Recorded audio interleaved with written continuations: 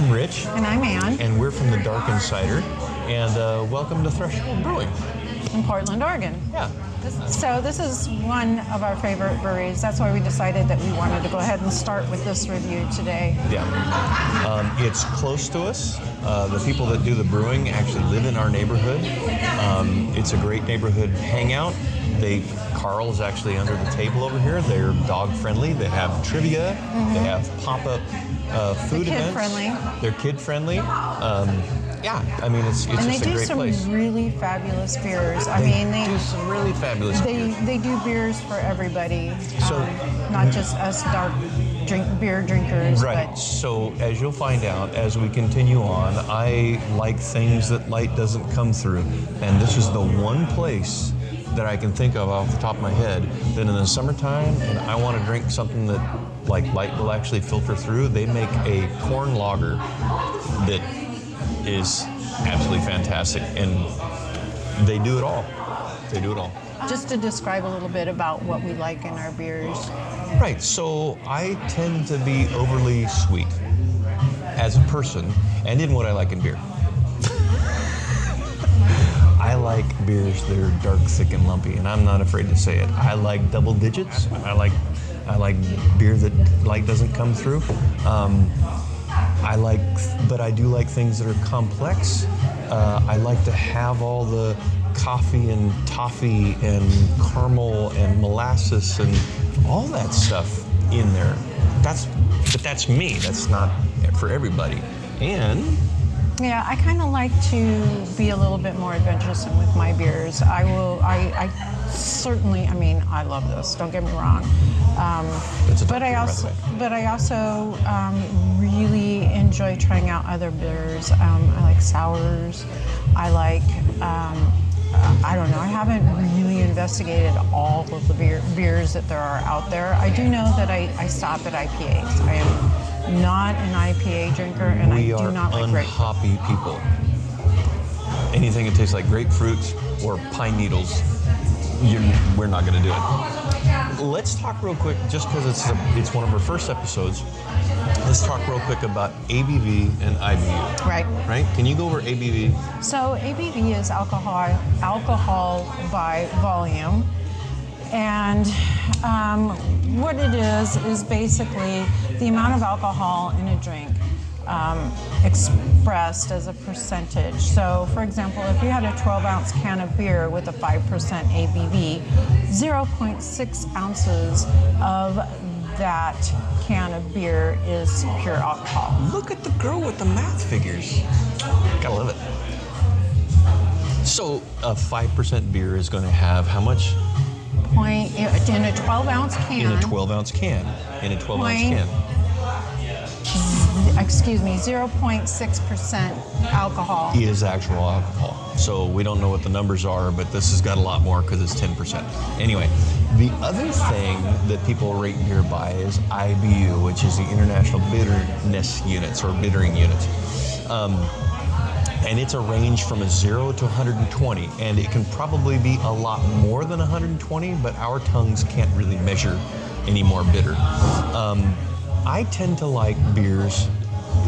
Go ahead, let me back up. It's a very subjective scale, I believe, because I've had some beers that are on up into 70 and 80%, and they're totally palatable, they're totally balanced, and I've had some beers that they said on the label it was like 28, 25, 28, and I mean, my face turns inside out. So, would you not say that's a really subjective scale? We've also been told such. Yes. Yes.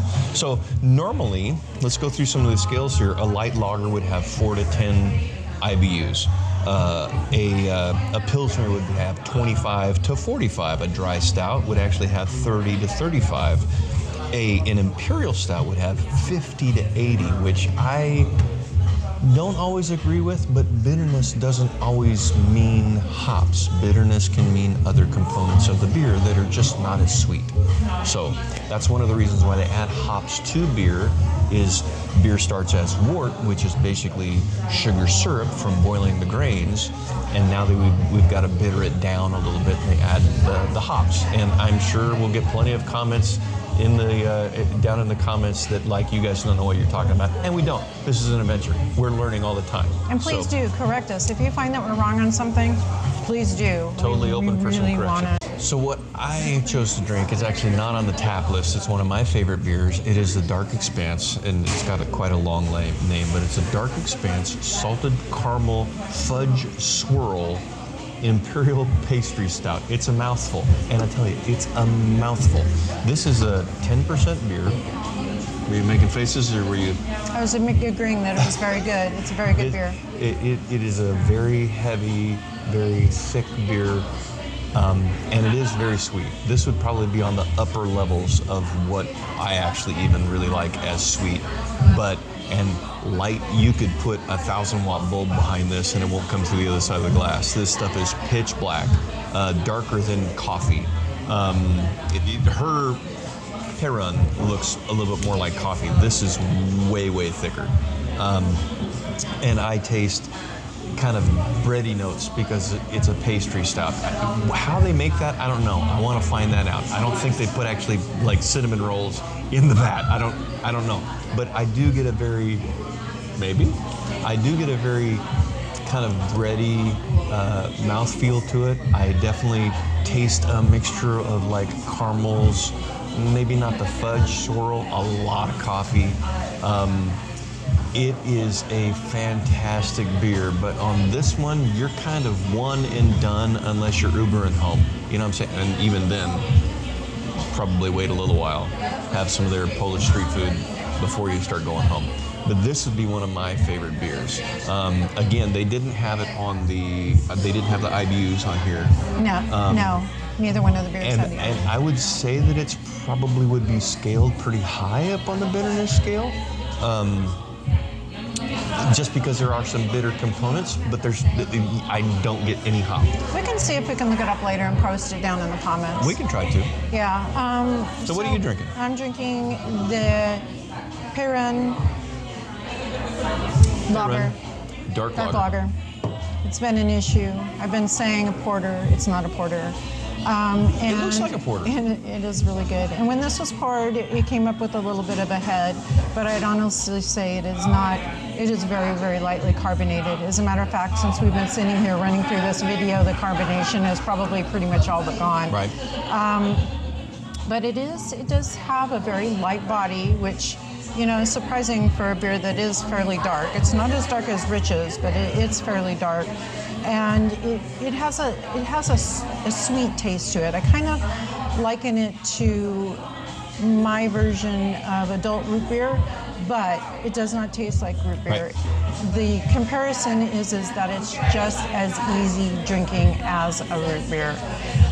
Which even at 5% could probably be a little dangerous. It could be dangerous. In an afternoon, I know you totally drink 2 of these, and you probably anyway, me. I don't know about you, because I don't. Yeah.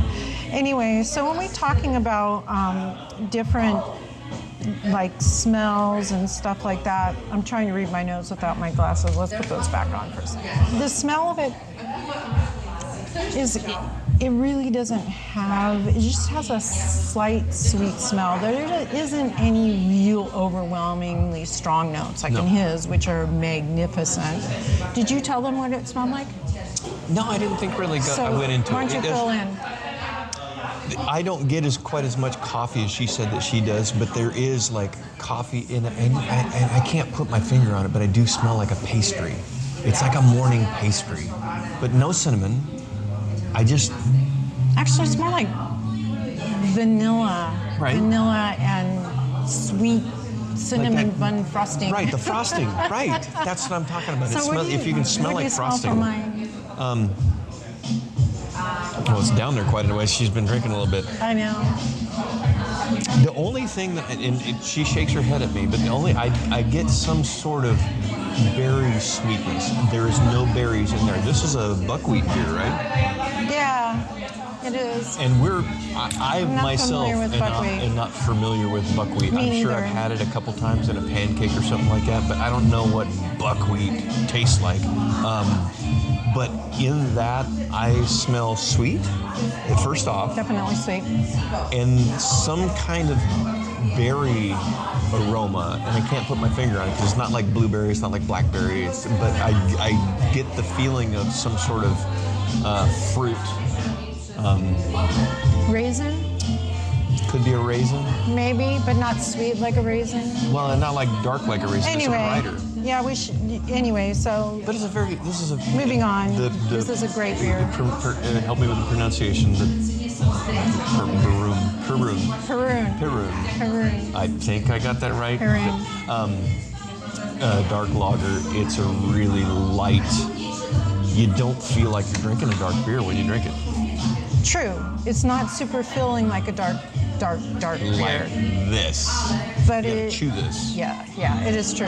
It is true. Anyway, so we're gonna finish our beers. We're gonna continue on, and then we gotta go home. Yeah, we hadn't totally wanted to do the flavor notes when it's cold versus the flavor notes when it's warm. We're having I think technical we're just gonna issues. Drink the beer. We're still figuring this stuff out. So but anyway, really, we're just in this for the beer. So Skol. Skol. Take care. Sláinte. We need a sign off. I don't know. Maybe we should ask Mick. We'll have to ask somebody sometime. Anyway. If you have any ideas, let us know. If you have any ideas for how we should sign this off, or maybe we should just all drink beer. No. It's a family show. Anyway, we'll talk real later. The Dark InCider. We'll see you.